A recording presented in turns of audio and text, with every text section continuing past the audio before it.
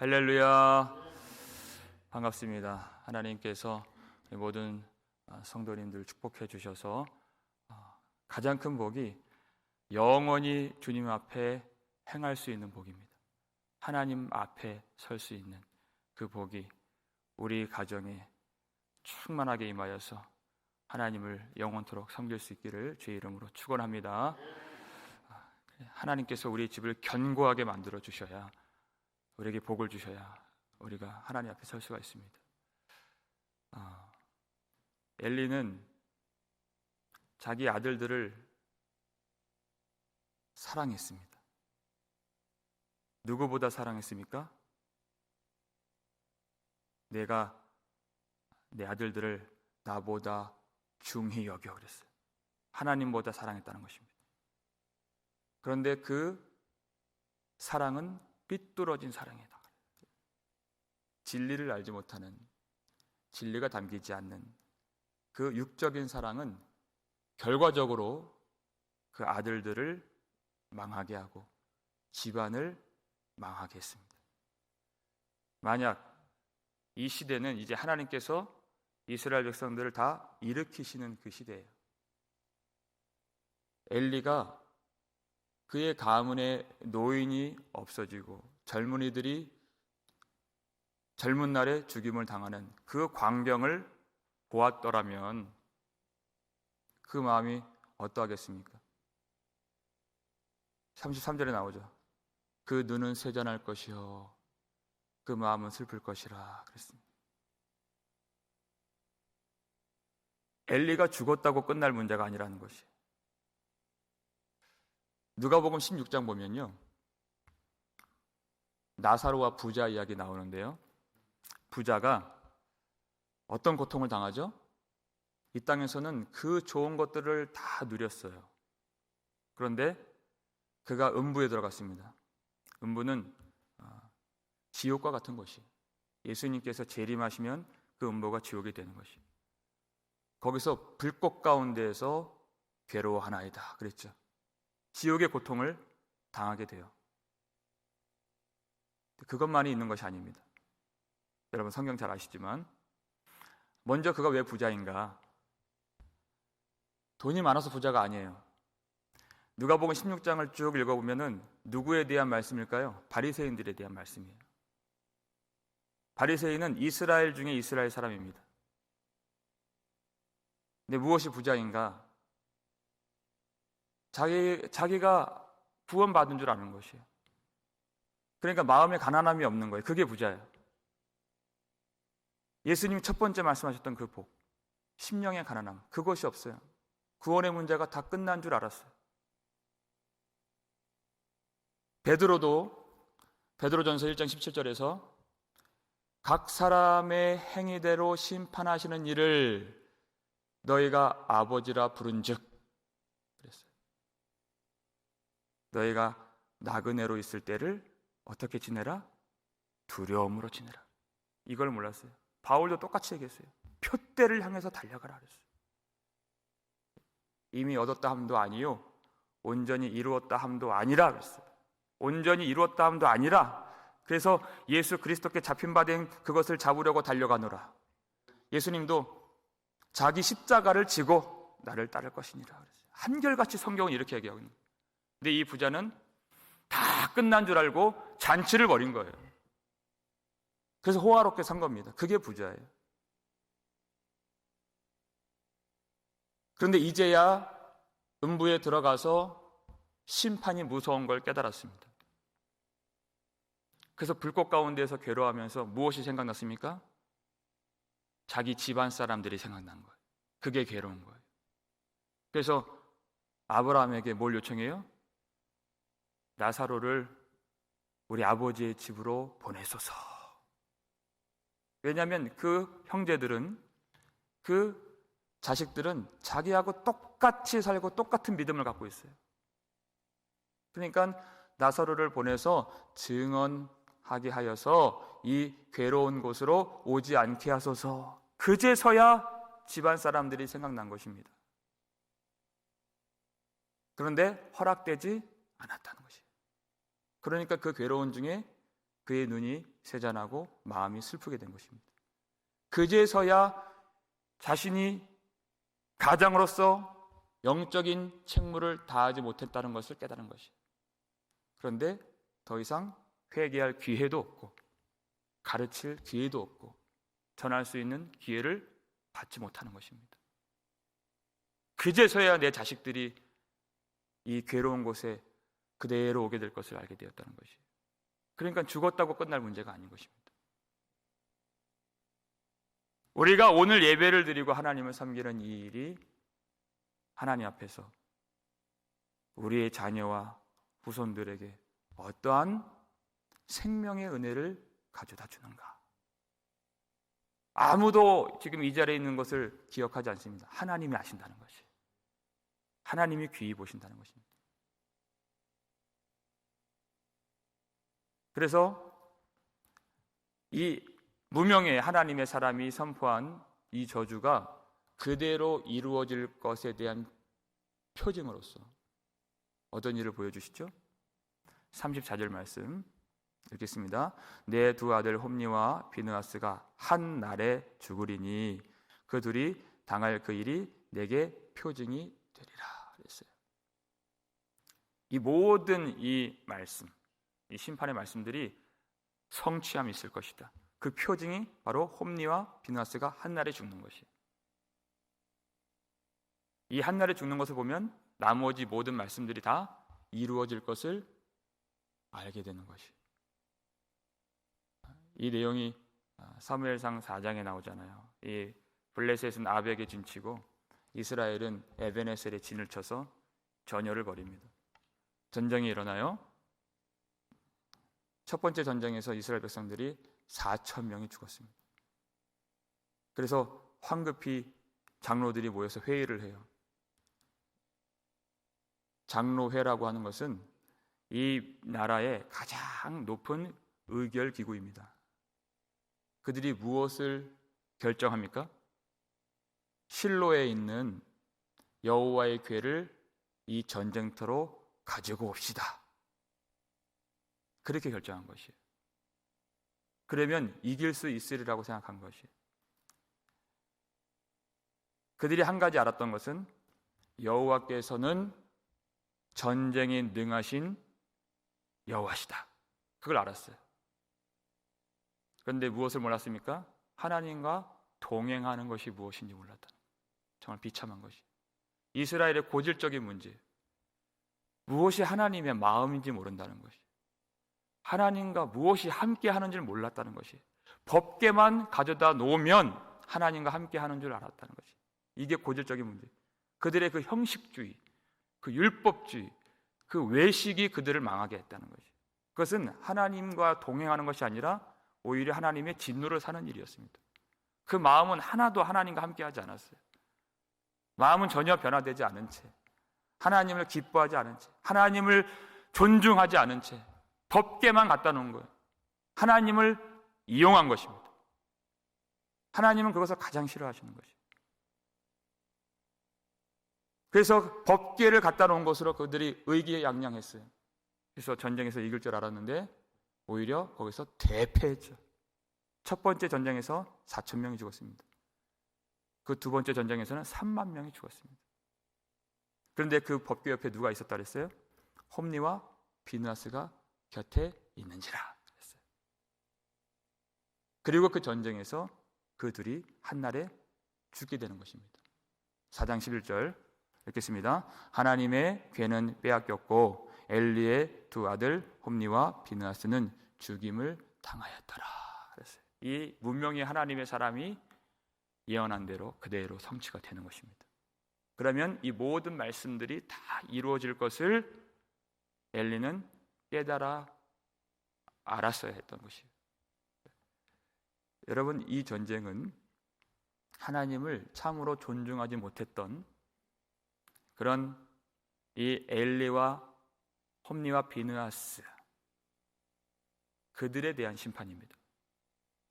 여러분, 모든 이스라엘 백성들이 대적들을 심판하시는 그런 전쟁이 아니에요. 유독 이 전쟁은 하나님을 알지 못하는 이 제사장들을 심판하시기 위한 전쟁이었다는 것입니다. 그런데 하나님은 엘리의 가문의 몰락을 통해서도 이스라엘 백성들 전체를 회복시키시는 소망을 그 일 가운데 심어 놓으셨다는 것이에요. 그 부분이 너무 놀라워요. 35절을 볼까요? 읽겠습니다. 내가 나를 위하여 충실한 제사장을 일으키리니 그 사람은 내 마음 내 뜻대로 행할 것이라. 내가 그를 위하여 견고한 집을 세우리니 그가 나의 기름 부음을 받은 자 앞에서 영구히 행하리라. 아멘. 그랬어요. 엘리는 대제사장이었습니다.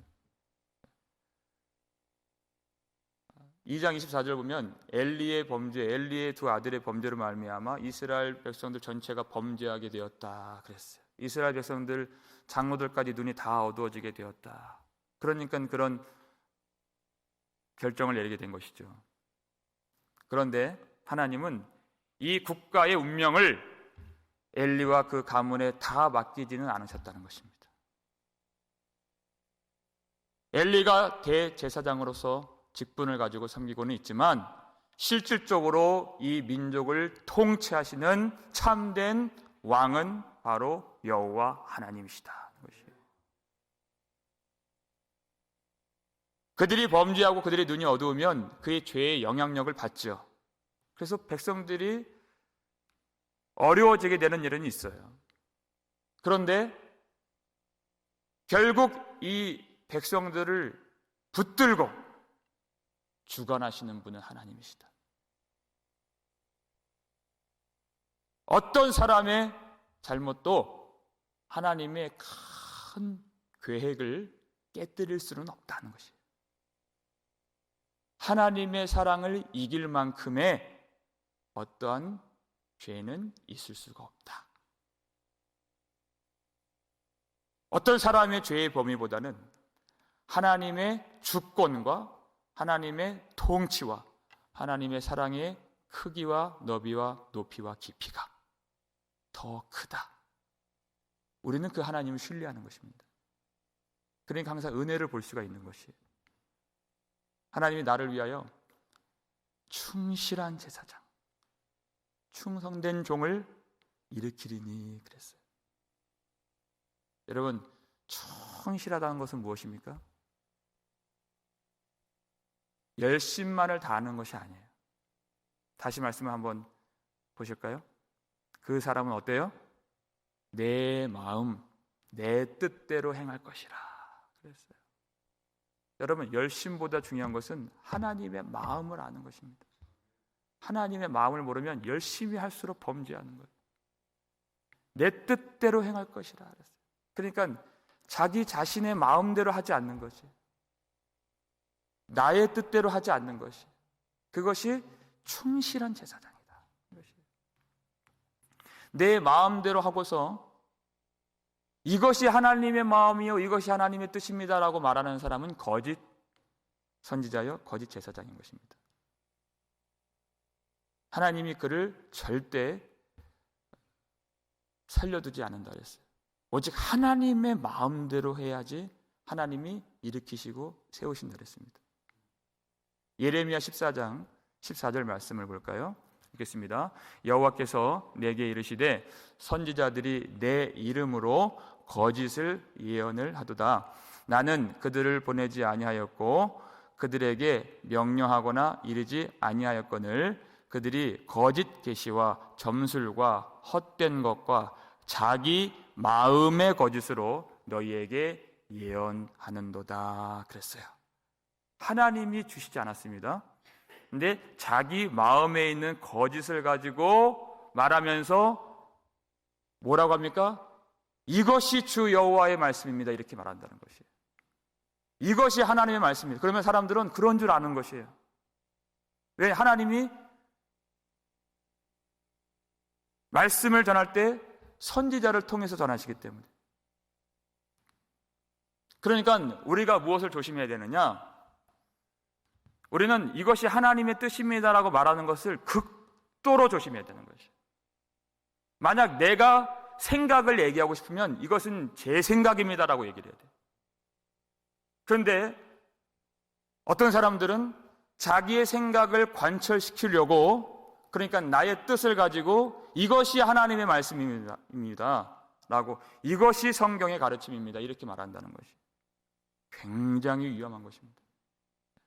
신명기 18장 20절을 보면 어떤 선지자가 내가 전하라고 명령하지 아니한 말을 자기 마음대로 제 마음으로 그리고 내 이름으로 전하면 그 선지자를 반드시 죽이리라, 살려두지 아니하리라 그랬습니다. 사람들은 그 자기의 뜻을 이루기 위해서, 거기에 권위를 더하기 위해서 그것을 이용한다는 것이요. 법궤를 가지고 나가 전쟁에서 하나님을 이용했던 것처럼 하나님의 말씀을 이용하고 하나님의 권위를 자기의 뜻을 위해서 이용한다는 것이요. 절대 그러지 말아라. 충실한 제사장은 자기의 뜻을 갖지 않는 것입니다. 하나님이 주신 말씀 그대로. 그러니까 이 말씀을 전할 때 사람들이 얼굴이 어떻게 변할지 그거는 자기 소관이 아니라는 것이에요. 하나님이 주신 말씀 그대로 전하는 것이에요. 사람들이 듣든지 아니 듣든지, 에스겔 말씀에 나오죠. 이 말씀을 들어서 어떻게 얼굴이 울그락불그락 될지 그건 자기 소관이 아니라는 것이에요. 심지어 이사야에게는 말씀을 전해서 듣지 못하게 하라, 마음으로 깨닫지 못하게 하라, 내게로 돌이키지 못하게 하라, 너는 그렇게 말씀을 전하라, 그렇게 했어요. 왜요? 하나님의 말씀을 너무나도 멸시하는 그 시대에 이 말씀을 봉하시겠다는 것입니다. 닫아버리시겠다는 것이에요. 그러니까 여러분 혹여라도 말씀이 어렵거나 말씀이 내 마음에 확 와닿지 않거나 말씀 때문에 무엇인가 막힌다 라고 느껴지는 순간이 온다 할지라도 여러분 오히려 그것이 하나님이 주신 말씀일 수 있다 하는 것을 아셔야 됩니다. 하나님이 말씀을 주시는 것입니다. 무슨 말이냐? 우리는 내가 대접을 받으려고 말씀을 받는 사람들이 아니라는 거지. 전하는 자도 마찬가지. 이 말씀을 전함으로 해서 내가 대접을 받으려고 말씀을 전하는 것이 아니에요. 내가 존경을 받으려고 말씀을 전하는 것이 아니에요.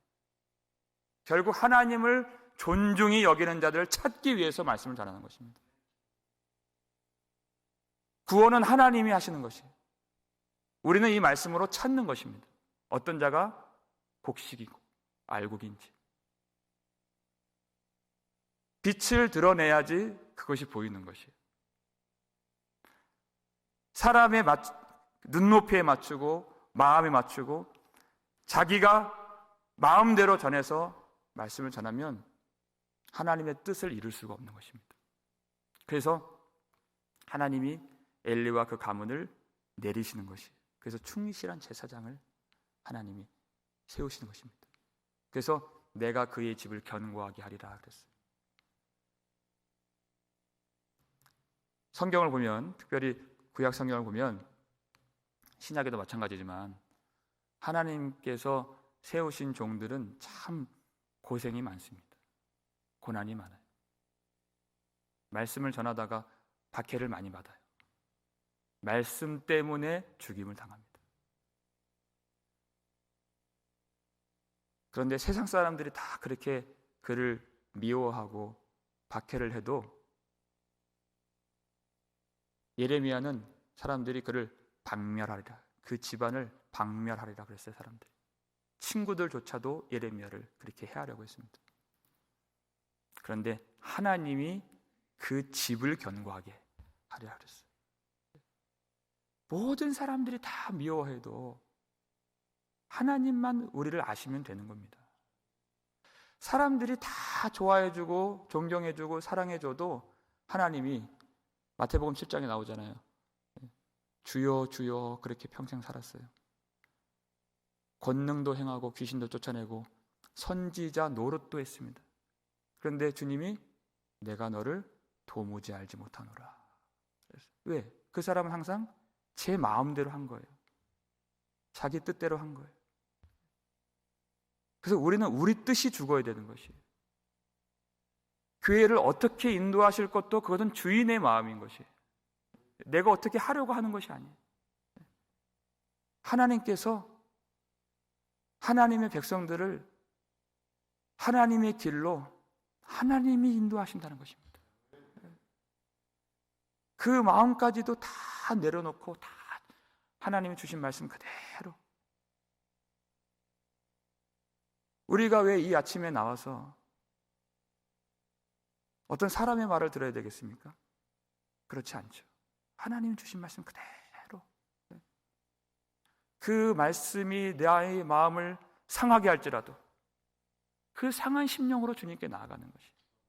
마음이 찢어질지라도. 그래서 내 마음이 깨뜨려져서 주님 앞에 나아가야 되는 것이에요. 이 약속대로 여러분 모든 저주의 말씀도 그대로 성취가 되죠. 우리가 그 역사적으로 어떻게 이루어지는가 살펴봤어요.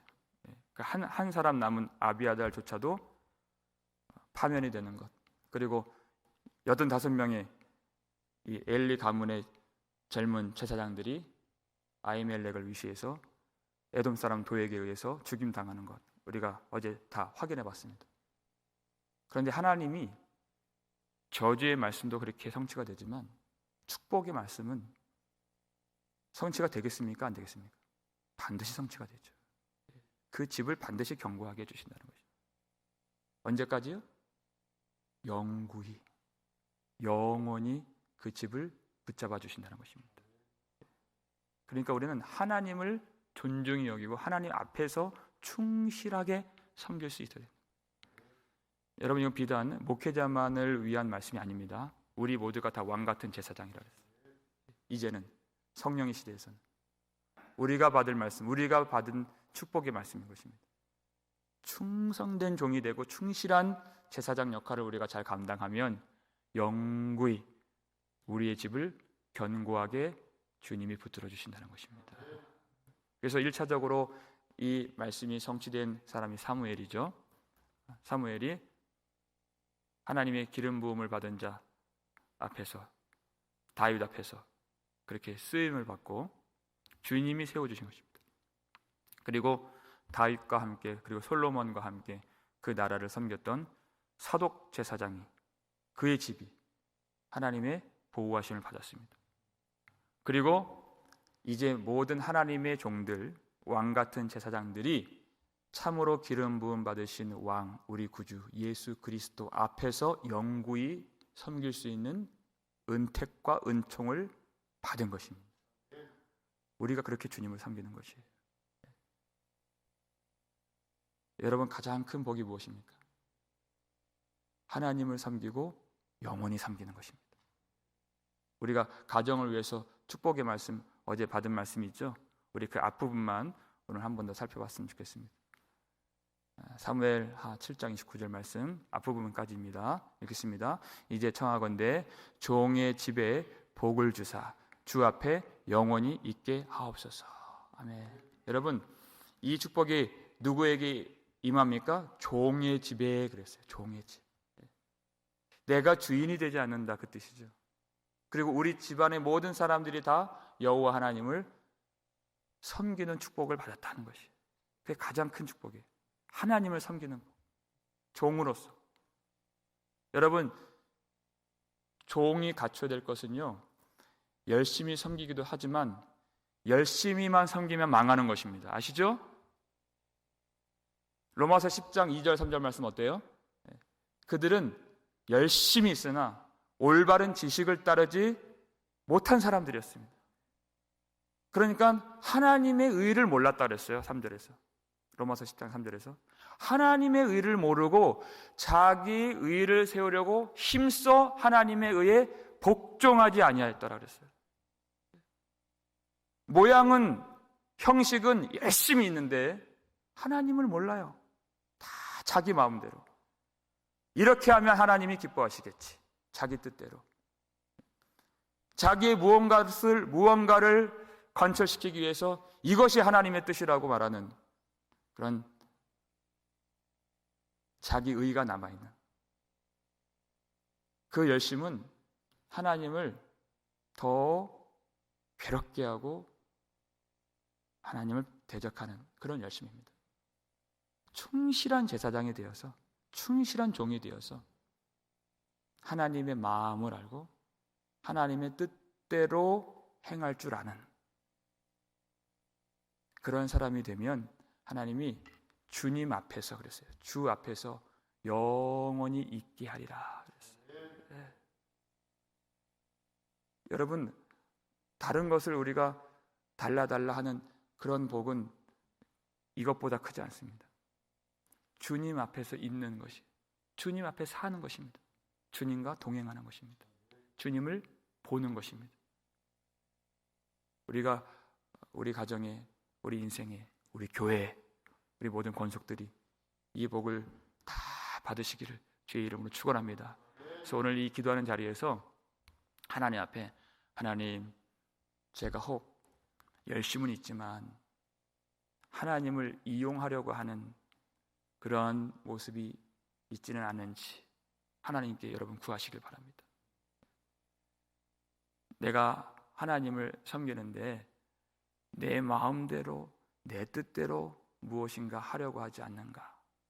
하나님이 전적으로 주신 그 말씀을 순종 속에서 작은 어떤 그런 뿌리 깊은 불순종이 있지 않는가? 그런 것들을 보게 해달라고 여러분 기도하시길 바랍니다. 그래서 여러분, 기름 부음 받으신 왕 예수 그리스도, 하나님의 의를 안다는 것은 예수 그리스도의 공로를 알고 예수 그리스도의 의를 알고 그것을 믿는 것입니다. 그러니까 나의 부정함이 다 드러난다는 것이, 나의 약함이 다 드러난다는 것이, 그래서 정말 전적으로 예수님을 필요로 하는 것입니다. 주님을 구하는 것입니다. 하나님의 의가 되신 예수 그리스도를 참으로 구하기까지 나의 죄를 보게 하시고 하나님의 마음을 알게 하시고 왜 이 구원을 펼쳐주셨는가, 하나님의 뜻을 밝히 알아서 나의 모든 마음과 나의 생각이 다 무너지고 하나님의 마음에 합한 자로서 서게 되는 복된 교회가 되기를 주의 이름으로 축원합니다. 아버지 하나님, 감사를 드립니다. 오늘 우리에게 주신 모든 축복의 말씀들이 다 성취될 수 있도록 도와주시옵소서. 그 전에 나의 뜻, 나의 생각, 나의 마음들이 다 무너져 내릴 수 있도록 도와주시고 예수 그리스도의 의를 알 수 있도록, 하나님의 마음을 알 수 있도록, 복음을 온전히 깨달을 수 있도록 이 비밀한 것을 우리에게 열어주시옵소서. 하나님, 이 마음이 온전히 주님께 드려질 수 있도록 정결케 될 수 있도록 도와주시고 내 마음에 이 말씀을 맞추려 하지 않고 하나님의 마음과 이 말씀에 내가 죽어져서 들어갈 수 있도록 그 은혜를 내려 주시옵소서. 예수 그리스도 우리 위해서 대신 죽으신 그리스도의 사랑이 우리 마음에 밀려 들어오고 성령으로 말미암아 물같이 하나님의 사랑이 우리 속에 들어와서 나의 생각이 다 지워지게 하시고 내가 무엇인가 이루려고 하는 헛된 욕망, 뜻을 다 지워주시고 오직 우리를 사랑하시고 영원히 하나님 앞에 서게 하시는 주의 뜻만 남아서, 주의 영광만 남아서 신실하게 충실하게 주님을 영원토록 섬길 수 있도록 귀한 교회를 축복해 주시옵소서. 하나님, 우리 모든 성도들의 가정에 이 복을 내려주시고 자녀들도 충실한 거룩한 주의 종이 되어서 하나님의 마음을 따라서 온전히 섬길 수 있도록 도와주시고 아버지 하나님, 하나님의 백성들의 집을 영원토록 견고하게 세워주셔서 우리 모두가 영원토록 주님을 찬양하며 함께 섬길 수 있도록 도와주시옵소서. 하나님, 이 땅 살아가면서 여러 가지 환난과 시련과 어려움을 만날 때에도 주님이 잘 이길 수 있도록 힘을 주시고 나의 열심으로만 살지 않고 날마다 이 말씀의 뜻이 무엇인가, 이 복음의 뜻이 무엇이고 하나님의 의가 무엇이고 하나님의 마음이 무엇인가 항상 알 수 있도록, 그리고 가난한 자의 마음과 회개하는 심령으로 주님을 찾을 수 있도록 축복해 주시옵소서. 하나님께서 우리 모든 행사를 주님이 주관해 주시고, 우리가 부족하고 무지하고 연약할 때라도 그보다 더 크신 하나님의 뜻과 계획과 사랑이 있는 줄 믿사오니 오직 하나님만을 의지하면서 다시 넘어진 자리에서 일어나 주님을 섬기며 모든 성도들 온전히 믿음으로 회복되어질 수 있도록 이 아침에 축복해 주시옵소서. 사람의 것들은 다 이 교회에서 제하여 주시고 하나님의 은혜만 남을 수 있도록 도와주시옵소서. 아픈 자들을 특별히 하나님이 보호해 주시고 힘주시고 하나님의 뜻과 계획을 알게 해주시고 하나님께만 영광 돌릴 수 있도록 하나님이 주장해 주시옵소서. 감사를 드렸고 우리를 구속해 주신 예수 그리스도의 이름으로 축복하며 기도 올리옵나이다. 아멘.